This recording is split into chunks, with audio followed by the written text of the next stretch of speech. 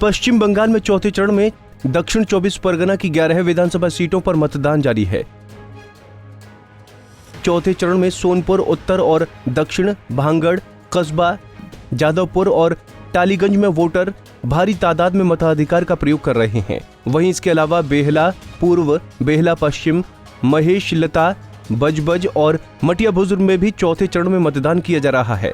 आइए पहले डालते हैं इन 11 सीटों के समीकरण पर एक नजर। दक्षिण 24 परगना की 11 सीटों पर है टीएमसी और बीजेपी में सीधी लड़ाई। सोनपुर दक्षिण में बीजेपी के अंजना बासु और टीएमसी के लवली मोइत्रा में है टक्कर। भाननगर में बीजेपी के सोमी हाथी और टीएमसी के रिजाउल करीम में है सीधी टक्कर। कस्बा में बीजेपी के इंद्रनील खान और टीएमसी के जावेद अहमद खान में है टक्कर। जादवपुर में बीजेपी के रिंकू नास्कर और टीएमसी के मौली मजूमदार में है टक्कर। सोनारपुर उत्तर में बीजेपी के रंजन वैद्य और टीएमसी के फिरदौसी बेगम में है मुकाबला।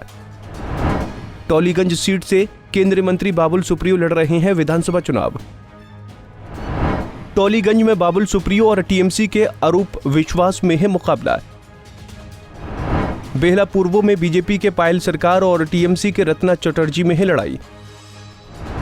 बेहला पश्चिम में बीजेपी के सरवंती चटर्जी और टीएमसी के पार्थो चटर्जी में है टक्कर।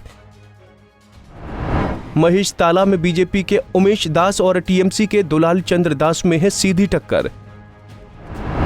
बजबज में बीजेपी के तरुण आदक और टीएमसी के अशोक देव में है कड़ा मुकाबला। मटिया बुर्ज में बीजेपी के रामजी प्रसाद और टीएमसी के अब्दुल खालिद मोहम्मद में है मुकाबला।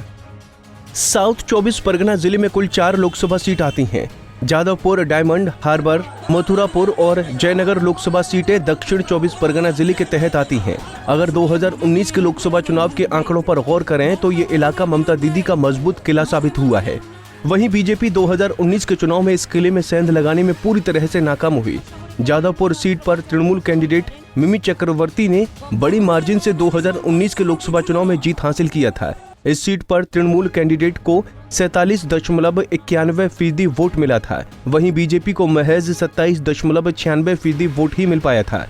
जादवपुर में सीपीएम कैंडिडेट विकास रंजन भट्टाचार्य को 2019 के लोकसभा चुनाव में 3 लाख से ज्यादा वोट मिले थे। वहीं डायमंड हार्बर सीट पर टीएमसी कैंडिडेट अभिषेक बनर्जी ने बम्पर मार्जिन से जीत हासिल की थी।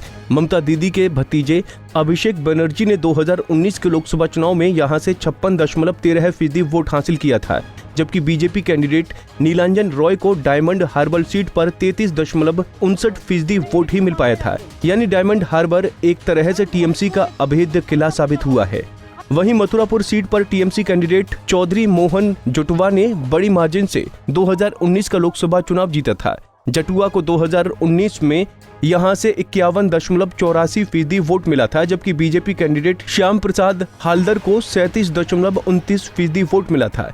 इस लिहाज से मथुरापुर भी टीएमसी का एक मजबूत किला साबित हुआ है। वहीं जयनगर सीट पर 2019 के लोकसभा चुनाव में तृणमूल कांग्रेस ने बड़ी जीत हासिल की थी।